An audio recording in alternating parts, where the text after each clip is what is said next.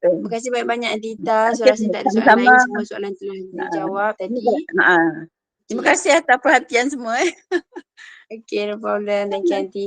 So, seterusnya insyaAllah kita nak ke speaker kita yang terakhir di mana beliau akan membuat perkongsian tentang perjalanan beliau dalam syuhur rasanya. Dan tanpa melengahkan masa, saya ingin menjemput Special VM Puan Nina Malinda untuk berkata-kata. Persilakan.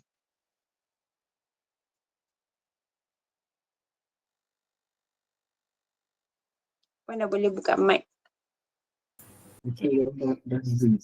Assalamualaikum warahmatullahi wabarakatuh. Assalamualaikum. Okay. Thank you so much Ita. Amazing dia punya sharing.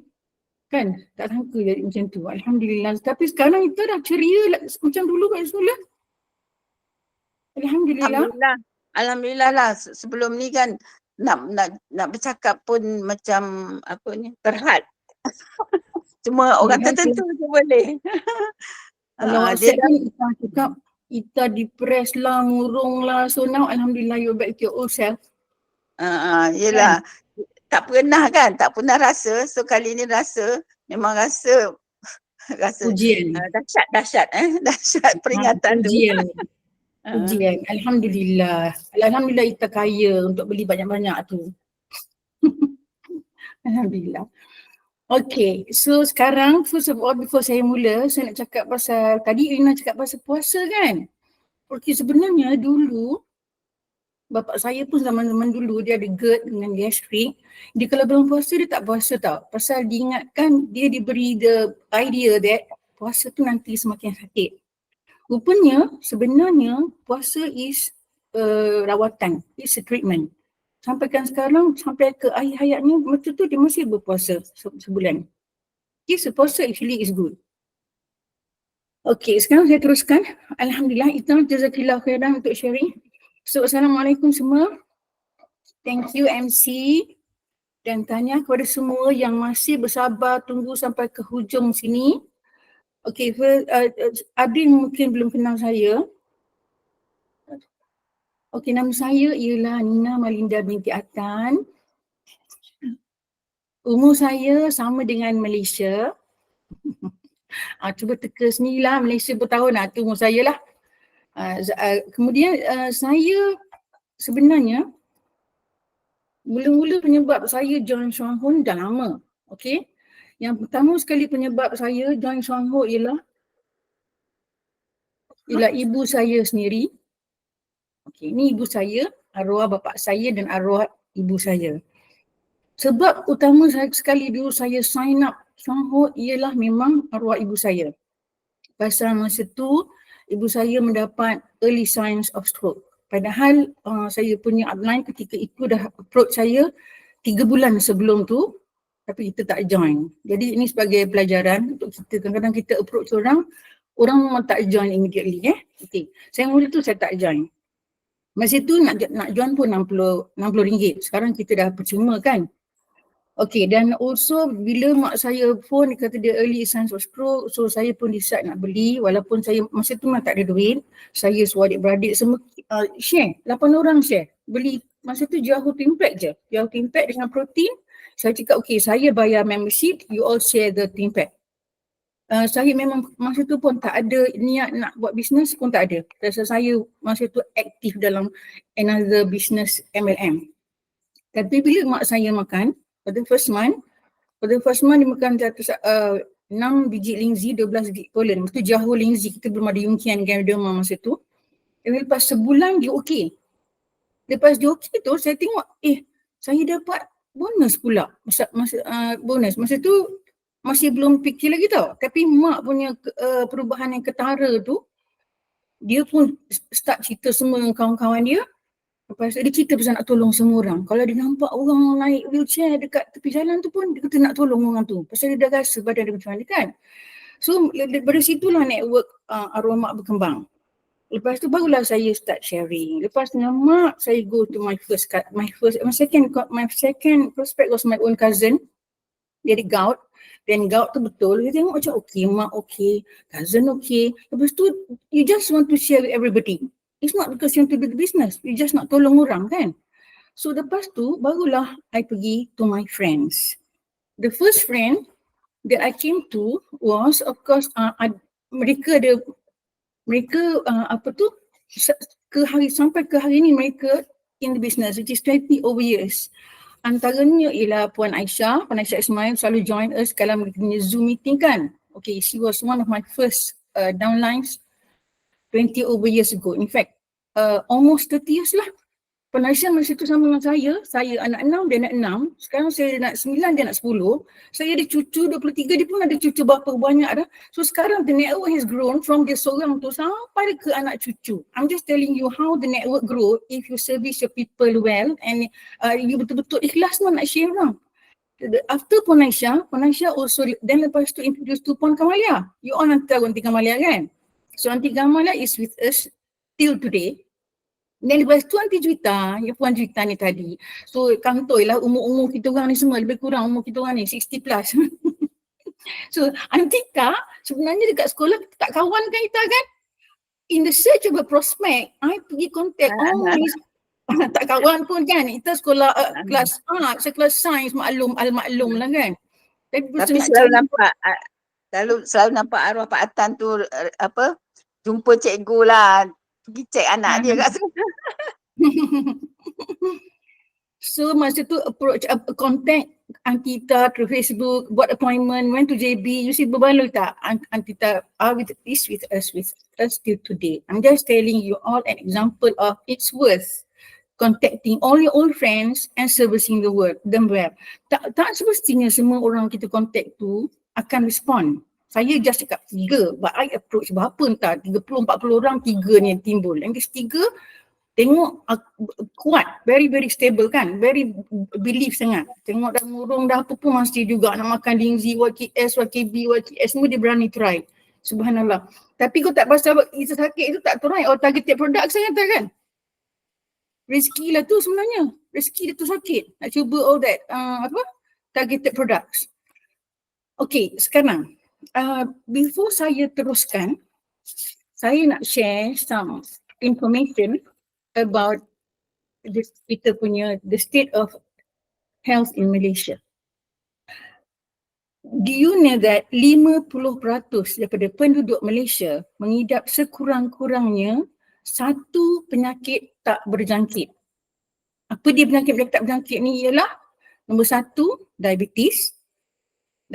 Okay, tengok nombor yang kedua ialah COPD. Tadi yang diabetes tu arwah mak saya ada diabetes, and COPD arwah bapa saya sebenarnya.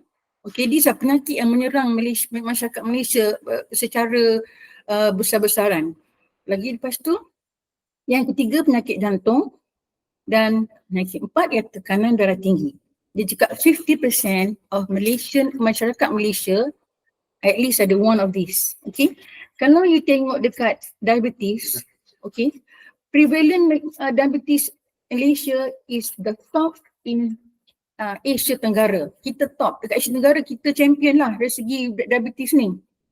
Sayang kan? Okay. Sebabnya ramai orang ingat bila orang ingat okay, benda ni semua major disease, jadi kita pun berserah. Ada je kan kena kita contact orang kata biasalah kita dekat Malaysia semua orang ada kencing manis, semua ada darah tinggi kan. That's the attitude yang sebenarnya yang salah. Seperti mana saya tadi bila kita jumpa orang, kita sebenarnya bukan nak menjual pun. Kita kena bagi dia orang the right information. Orang selalu ingat bila dah ada diabetes, bila dah ada darah tinggi, dah tak ada harapan untuk pulih, melainkan dengan makan ubat hospital. And then bila you makan ubat hospital, you ingat you akan hook on the ubat hospital sampailah bila-bila.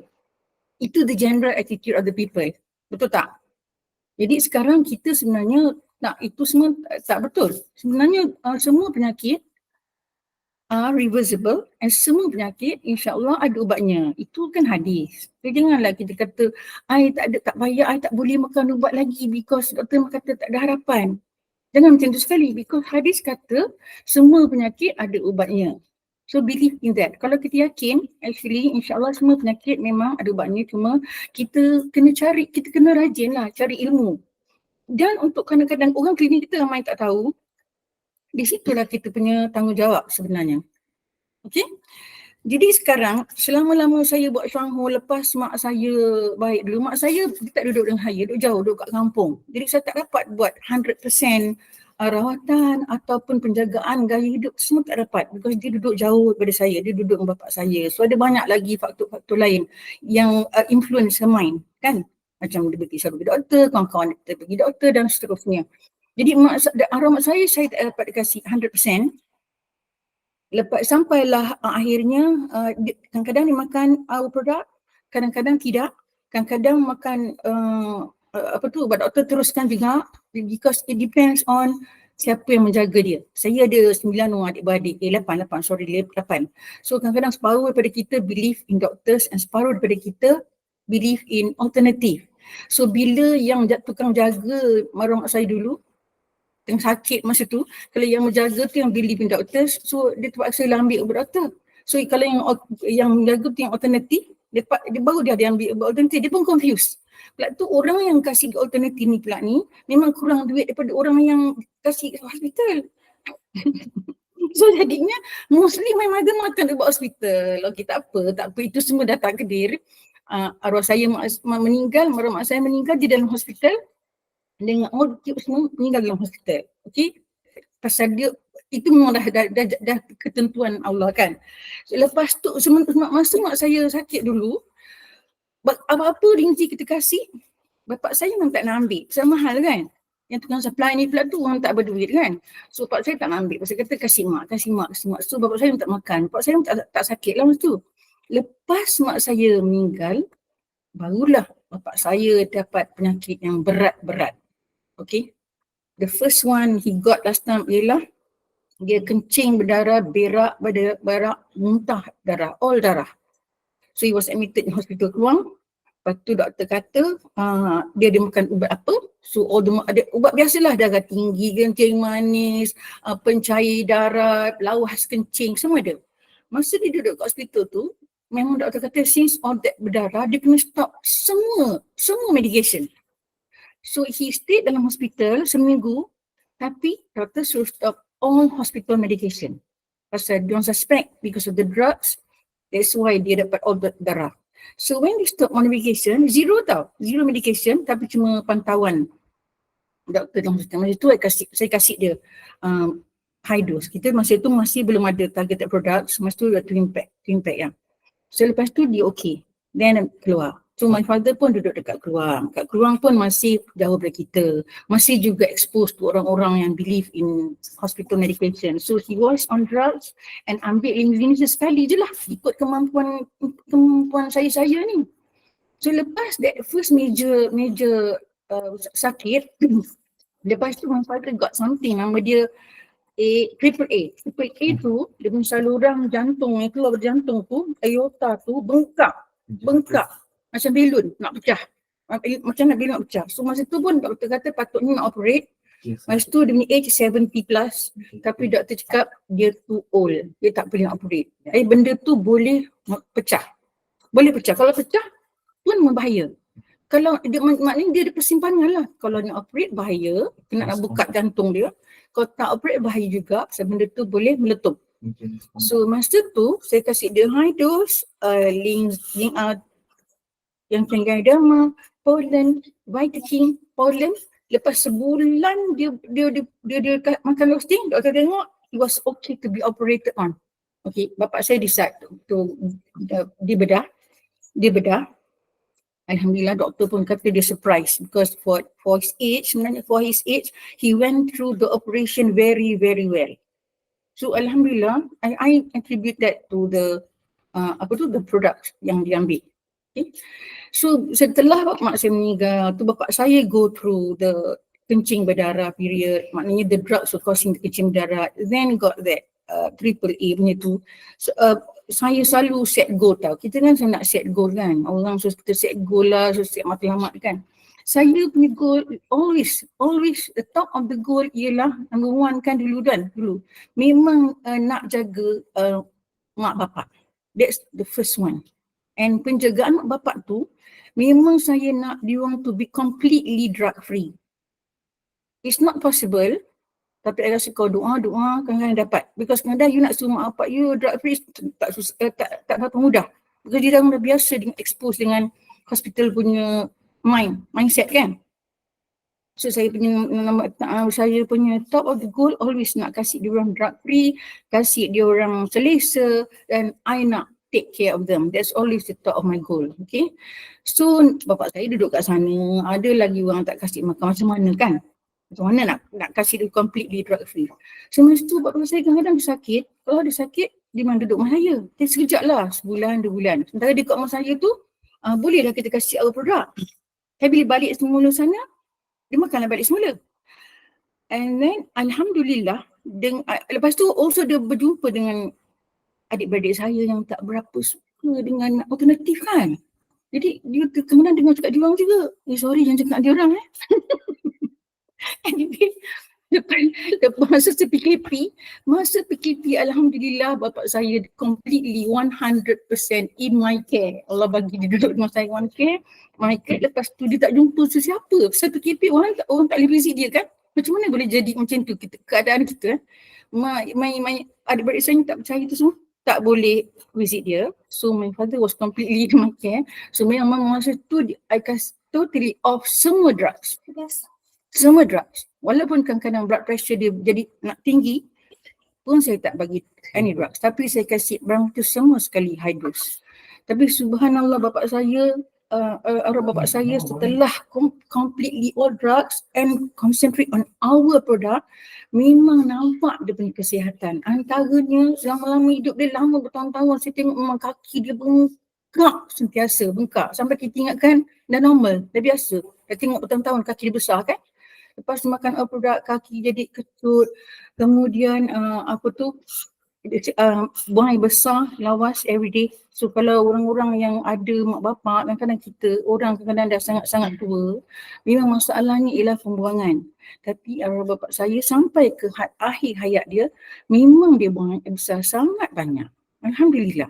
Okay, that's one of the things. And lepas tu, selain itu, for your information, antara kesemualah saya punya pengguna, bapak saya is the only one who dapat makan semua produk kita.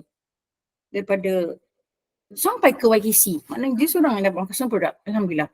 Dan nampak sangat, dia jatuh banyak kali daripada katil dia. Untuk selalu kalau jatuh kan, patah, luka kan. Dia luka lah. Bapak saya jatuh banyak kali daripada katil. Katil hospital, macam hospital tu tinggi. Dan rumah saya tak pasang kapet untuk dia. Setelah dia tak turun sangat, dia jatuh banyak kali tapi tak ada apa-apa. Alhamdulillah. And lepas tu, along the way, bapak saya dia orang found that because dulu he was a heavy smoker, so dia ada satu penyakit, nama dia COPD. Tadi saya mention COPD kan, COPD tu Chronic Obstructive Pulmonary Disorder. Maknanya penyakit paru-paru kronik yang tersumbat. Selalunya pasal orang yang buat merokok, zaman-zaman muda pun. So bapak saya dulu was dependent on inhalers, ubat-ubat sedut semua kan. Dia later semakin dia tua, dia juga dependent on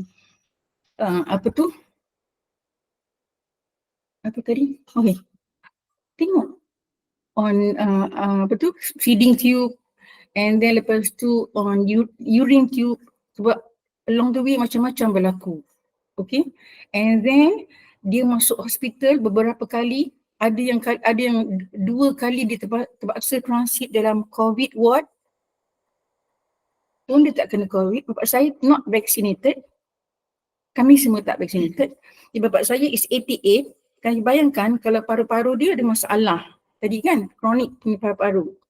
Patutnya COVID kan menyerang paru-paru. Sepatutnya kan. Bapak saya not vaccinated and he masalah paru-paru yang kronik, tapi kita kadang-kadang rumah kita ada sekali kita semua positif COVID, walaupun kita tak tahu ada positif COVID.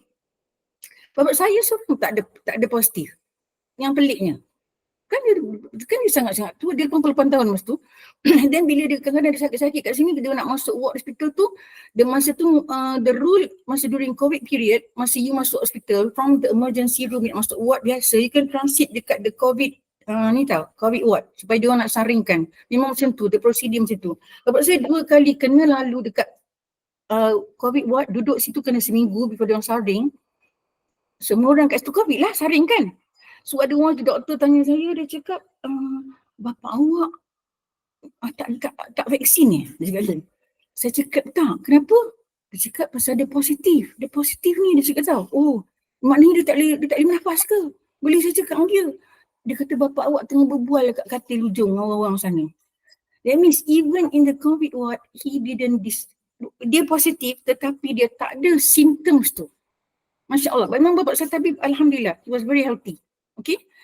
And besides that, lepas tu, selain tu, masa saya cakap dia jatuh banyak kali kan.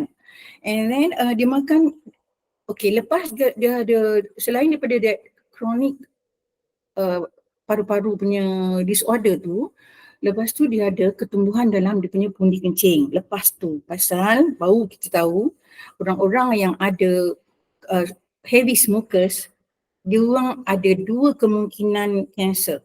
Satu ialah kanser paru-paru, the other ialah kanser pundi kencing. Baru tahu. Selama kita paru je kan, rupanya pundi kencing pun salah satu daripada kemungkinan untuk orang-orang yang kuat rokok. So later dia orang found out bapak saya adalah ketumbuhan dalam dia punya pundi kencing. Pasal dia tak boleh kencing. Dia tak boleh kencing tapi nak operate pun tak boleh. Pasal dia terlalu tua dan pasal paru-paru teruk, dan juga kalau dia orang operate, takut nanti dia orang tak melepaskan tube pernafasan tu kalau buat kalau tahu abuse. So dia orang dah taruh tube untuk kencing supaya dia boleh kencing. Kat masa tu tak boleh kencing. Dan lepas kemudian jadi maknanya arwah my father lamalah on that kencing tube, lama daripada dia mula dapatkan saya tak cakap cancer pasal apa, hospital tak boleh nak buat test on the growth because dia terlalu tua. Tapi most of them suspect it is cancer. Okay, dia juga ada sebiji besar satu dan beberapa kecil-kecil pertumbuhan dalam dia punya pundi kencing. So bapak saya lamalah on that feeding tube, on that kencing tube. Sampai bila dia tanya hospital sampai bila nak pakai kencing tube tu, dia orang cakap memang sampai bila-bila because dia ada growth and kalau dia tak ada kencing betul. Okay? You only pay attention tak? Ke orang tidur ni? InsyaAllah dengar. Bila tidur saya nak tidur lah ni. Dengar nanti, dengar. Dengar, okay. Nanti lepas saya tanya soalan, korang pay attention tak ni? Dapat Okay, hadiah tak? Dapat hadiah tak kalau betul? Dapat hadiah kasih sayang. Okay, so tadi cakap my father ada COPD, right? Dengan COPD dia melarat ke tumor dalam pundi kencing. So my father ni adalah kencing all the time. So later ada satu kali dalam tahun ni ke tahun lepas, dia tiba-tiba dapat stroke sebelah badan dia, bukan stroke tak kita berkata stroke lah sebab dia punya badan terus tak gerak kiri. Okay?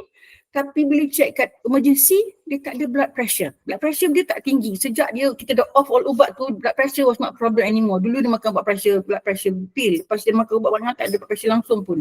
So sekali dia orang check, kenapa dia ada stroke, dia tak ada blood pressure. Rupanya dia orang found another growth di dalam brain sebelah kanan. Because growth daripada pundi kencing tu, memang kalau you baca nanti, you bacalah sini nanti daripada pundi kencing tu, dia boleh melarat ke brain sebelah kanan. So when ada ketumbuhan sebelah kanan, badan dia kiri semua sekali mati. Macam stroke lah kan? Macam stroke. So anyway, memang totally matilah kiri tu sampai dapat bed sore sebelah kiri, sampai tak boleh gerak lah macam mana. Lepas tu kita start kasih YKC, YKS semua, ada benda keluar daripada pundi kencing, dia keluar bertali-tali. Then after a few weeks, dia dah tak stroke dah. So, saya tak pergi check hospital, tapi saya assume the growth dalam brain dia tu pun dah tak ada lah kot. Sebab tu dia boleh gerak semua kan. Anyway, to cut it short, tadi saya cakap bapak saya on tube kencing, later on feeding tube untuk makan, lepas tu juga untuk pernafasan, Okay, so towards the end of his hayat, sebenarnya tube tu semua dah tak ada. Dia tak dependent on tube anymore, dia tak dependent on pernafasan pun. Dia boleh bernafas macam biasa. Dia punya COPD tu pun tak ada.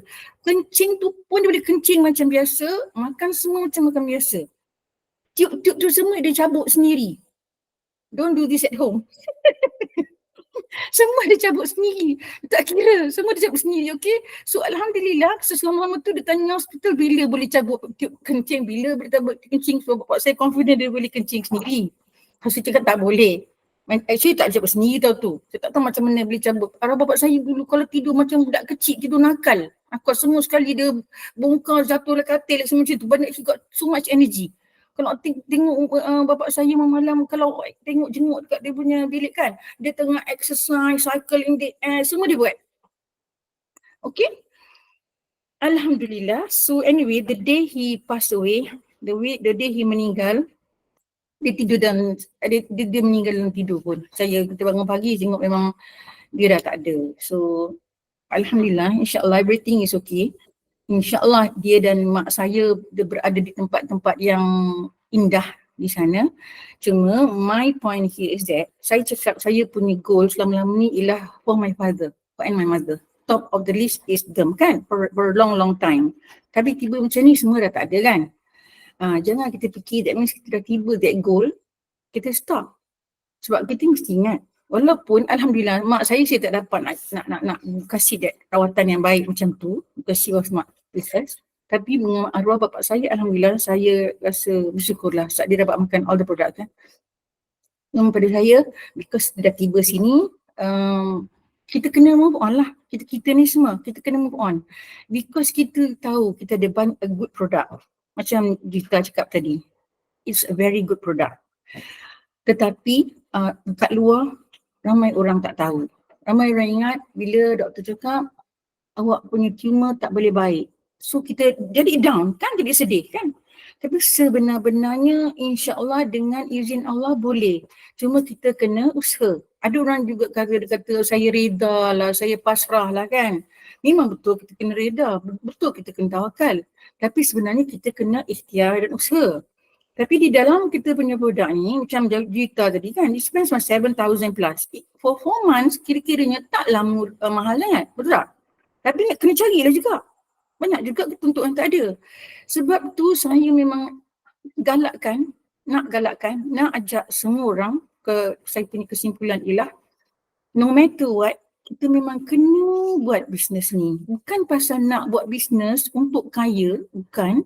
Tapi kita ada tanggungjawab untuk memberi ilmu yang kita tahu kepada orang lain keliling kita. Mungkin ada yang percaya, mungkin ada juga yang tak percaya. Tapi yang paling penting ialah kita memang kena educate orang. Kita kena ajar orang. Kita kena didik orang. Kita kena bagi ilmu yang kita belajar setiap hari supaya orang semua pun tahu ada jalan lain. Sebab ada ramai orang di luar tahu hospital tu sebenarnya tak elok. Eloklah elok. Berguna. Cuma tak elok kalau bergantung sampai bila-bila because nanti buah pinggang semua rosak semua kan. Diorang tahu tapi diorang tak tahu ada harapan lain. That's why it's important for kita to share. Bukan important, pada saya kewajipan for us to share to people who sedang cari-cari ataupun orang yang tak tahu. Ramai yang tak tahu. Dan selain itu, because benda tu costly kan? Costly. That's why kita ajak semua orang do the business. Do the business bukan maknanya kita mengambil kesempatan dekat orang tu semua. Jangan salah faham. Bukan kita ambil kesempatan. Because by sharing others, baru you boleh dapat income. And bila dapat income tu sebenarnya satu untuk menjaga kita punya kesihatan. Like Antita tadi, dia very lively person, Masya Allah, very lively, very cheerful kan. Macam saya lah ni, Masya Allah, Alhamdulillah. Cuma mana disangka satu hari dia macam tu. Saya pun tak tahu bila. Sekarang ramai je orang tiba-tiba sakit, ramai tiba-tiba orang just drop down mati kan. Just drop dead like that kan. So and if orang tu happen to be someone kita kenal, kalau bukan kita yang sakit memerlukan dia tadi, kan bagus kalau kita mampu menolong orang lain. That means kan, keuangan ni, whether kita suka ke tak suka, keuangan is very, very important. It's not everything, but it is important. Kalau you suka ke tak suka cakap jangan kata I memang tak cari duit. Ada ramai kan bilang kita cari ajak orang bisnes. Saya bukan nak bisnes. Saya senyap makan je benda ni. Saya tak bayar cicit duit ni kan. Tapi masalahnya walaupun nak makan duit benda ni kan perlu duit. Betul? And some people dia rasa memang dia dah cukup duit dah untuk makan berat ni. Cukup tak payah cari lain kan. Tapi kita kena think jauh sikit. Kita takkan nak makan seorang. Kita tak nak ke adik-beradik kita, anak kita, cucu kita semua nak makan keliling kita kan? Boleh ke kita supply kat semua orang? Tak boleh. That's why one of the things memang ialah kita mengajar diorang tangkap ikan. Bukan semua orang nak ikut. Tapi kalau kita tak approach orang-orang tu tak tahu. At least kalau you approach, mungkin ada yang ikut, ada yang tak ikut. Tapi kalau you tak approach, memang zero lah yang ikut. So saya harap from now on I hope kita semua take a proactive step in mewar-warkan lagi kebaikan produk dan kepentingan kesihatan yang sebenarnya, dan jangan fikir there's no hope to any penyakit and there's no hope in mencari duit because ramai orang usul dah tak ada duit. Nampak tak? The economy is going down. Kalau you tengok the graph, the statistics of the whole world, bukan Malaysia pun. The economy is going down, the penyakit pun sama naik. So sebenarnya kita memainkan peranan yang penting. This is our mission. Okay? Sampai kita mati. Okay, my friends, my age, memang ada ramai dah bersara, ramai dah pencen, ramai dah relax, ramai dah jaga cucu. To me, as long as nyawa di kandung badan, selagi kita bernafas, memang sepatutnya kita don't stop sharing. Okay? Nanti kalau tak ada nafas lagi susah. Sekarang just keep on sharing. Bukan nak sebab apa, just keep on sharing. Dapat orang macam kita ni, duduk sama lama-lama dengan kita, okay apa? Tengok anak dia dekat sini. You tengok kita sekarang kita punya network, kadang-kadang from Tita dah ada menantu dia, ada anak dia, ada cucu dia. It's the same thing. Kita tak cari orang baru everyday. Sometimes kita just servicing old people, the older people, old dulu sampai benda tu melarat ke anak cucu. Cuma you must do it well. Tapi in order to do it well, apa yang kita perlu untuk do it well? Apa yang kita perlu? Cepat jawab. Apa yang kita perlu untuk do it well, untuk share well, untuk ada confidence? Kena try the product. Ilmu kena ada. Yes, ilmu kena ada. Kalau tak ada ilmu, pergi rumah orang, cakap, kawan aku tu hitam tu makan YKB, YKS semua dulu, dia kecut, sekarang dah cantik. Dan kata kenapa? Aku tak tahu. Macam mana nak spend? YKS RM860 tahu, bukan sikit. YKC is 5,420. If you know the product knowledge very well, people will buy from you. Tapi in order to get product knowledge, you have to have ilmu. So how to get ilmu? Pertama sekali, practice 571, baca, listen, pergi meeting. Jangan kata, I malas nak pergi meeting lah, I tak suka lah MLM. Kalau dia tak suka, biarkan dia orang. Korang yang tahu-tahu ni, buat je dulu. Jangan harap pada orang lain. Jangan harap, I want my son to do, I want my husband to do, I want my friend to do. Kita sendiri yang ada kat sini ni, yang muda ke, yang tua ke, yang kat sini ni kan, you just move ahead. Masuk Mukhris. Teruskan, kita teruskan. Nanti orang nampak, insyaAllah orang akan ikut. Lead by example. You will be frustrated if you kata, I dah suruh my brother buat, tapi my brother nak buat. I dah suruh my husband buat, tapi my husband tak nak buat kan. You'll be frustrated. You buat betul-betul. Nanti husband you pun akan ikut. So anyway, saya rasa I'll end my sharing here. InsyaAllah Ramadan is coming. I really hope this Ramadan kita make it different from yang dulu-dulu. Kalau boleh jangan pergi pasal Ramadan. Kalau boleh, Ita dia biasa dengan jaga kesihatan sementara 4 months tu kan. Ita, itu lesson tu teruskan Ita. Teruskan Ya, dengan kebiasaan. Itu iktibar tu. Nanti nak Ya, share betul. news. Saya nak share sikit. Hari tu saya buat medical check up sebab umur above 40 UMP akan suruh buat medical check up tau. Last saya buat tahun 2020, my cholesterol levels very high lah, about 7.8. 7.8 something like that. So bila after 4 years 2024 saya punya kolesterol turun 6.2, which is dia orang kata wow. Macam mana you buat apa you punya kolesterol turun macam sikit lagi lah nak jadi bagus kan, below 5 is good lah. Lepas tu saya kata saya makan health food tapi macam malas lah nak explain kan sebab all doktor kan kat situ. So saya kata macam saya makan health food sebab so far saya rasa macam habit pemakanan tu saya tak ada ubah sangat pun, macam sama je saya makan, cumanya saya konsisten makan linzi dengan pollen without fail every month. Alhamdulillah. Berapa biji tu? Alhamdulillah. Berapa biji? For pollen saya biasa makan 6, kalau linzi sometimes 4, sometimes 2. Macam tu. Good, very good, very good. Patutnya tadi jangan takut nak share doktor tu nak tahu juga jawapan tu. Sebab doktor suggest like jaga makan, jangan ambil yang oily food lah, something lah macam tu lah kan. Selalu doktor akan cakap macam tu, tapi I mean my diet tak adalah macam very strict sangat saya jaga kan. Saya macam makan je lah apa-apa. Anak makan tak habis saya pun bedal je semua macam tu kan. Tapi Alhamdulillah my cholesterol level turun lah. Saya pun macam wow, terkejut juga kan sebab before this doktor memang sarankan untuk saya ambil ubat kolesterol. Oh tu Mas tak pernah ambil lah? Tak pernah ambil. Saya tak pernah ambil. Saya tak pernah makan, sebab tu doktor tanya, you ada ambil ubat kolesterol tak? Saya kata tak ada. Kata tapi you punya kolesterol level turun lah 6.2 dia cakap. Very good. Alhamdulillah. Saya rasa mungkin sebab saya makan linzi kot dengan pollen. Regularly. Yes. Without fail lah. Saya mesti beli every month, and then my son dekat MRSM pun saya memang bekalkan dia pollen dengan linzi without fail. Alhamdulillah. Nanti you suruh kawan-kawan you semua buat macam tu juga. Suruh anak-anak dia orang makan linzi dengan pollen juga.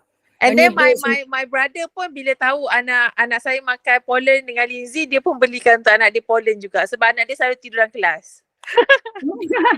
So lepas tu tak tidur dalam kelas dah? Kayaknya macam dia akan jadi macam ada tenaga tau. Macam tak terlalu fatigue lah. Tak terlalu letih. Masih boleh bangun, masih boleh study. Macam tu. My son lah. Ini my son cakap lah.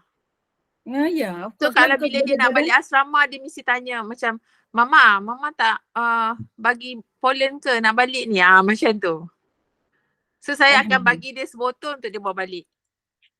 Sebab badan kita bila oksigen is low, memang kita jadi ngantuk kan. So you biarkan makan the product, doesn't become very high. You become energetic. Lagi satu, Mas, pollen is very good for budak-budak punya performance in school tau. Because dia ada food for the brain. Dan betul, anak saya memang everyday yang umur 6 tahun dengan umur 10 tahun tu everyday nak pergi sekolah memang makan pollen dengan linzi sebiji-sebiji. Breakfast pun minum CEO je. Bagus. For your all punya information, Mas ni anak Aunty Juwita.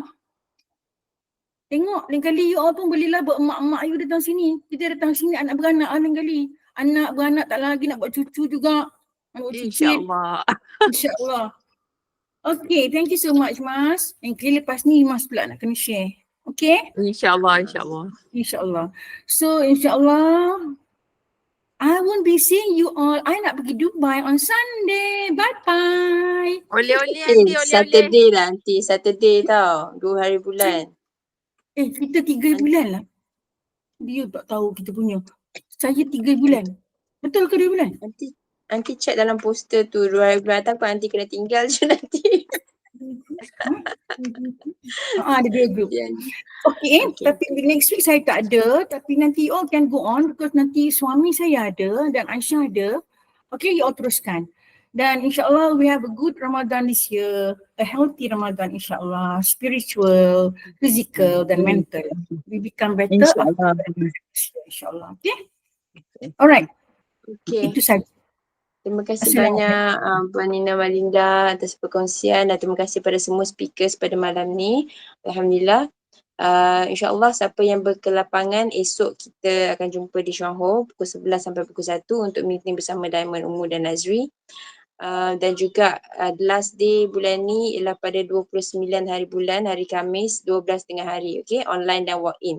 jangan lupa sebab beberapa bulan lepas ada je last day pukul 3 petang saya datang untuk pick up barang, rupanya ada orang tak tahu apa tu last untuk order adalah 12.30 hari. Okay, so kita nak bagi tahulah kot-kot ada yang masih belum tahu.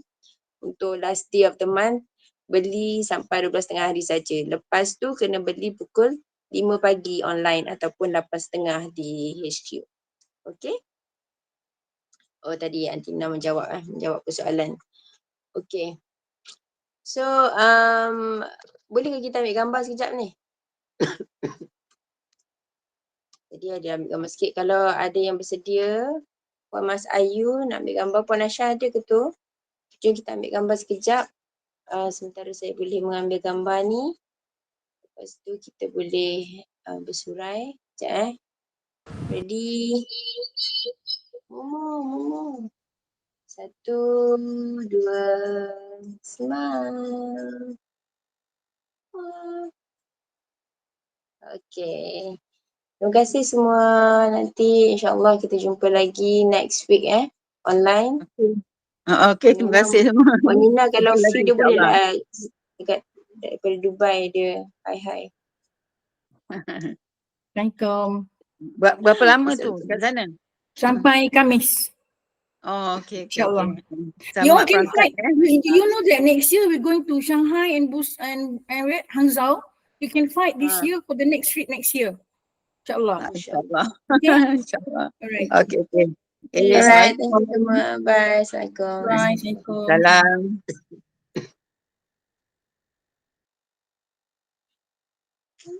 Sekejap.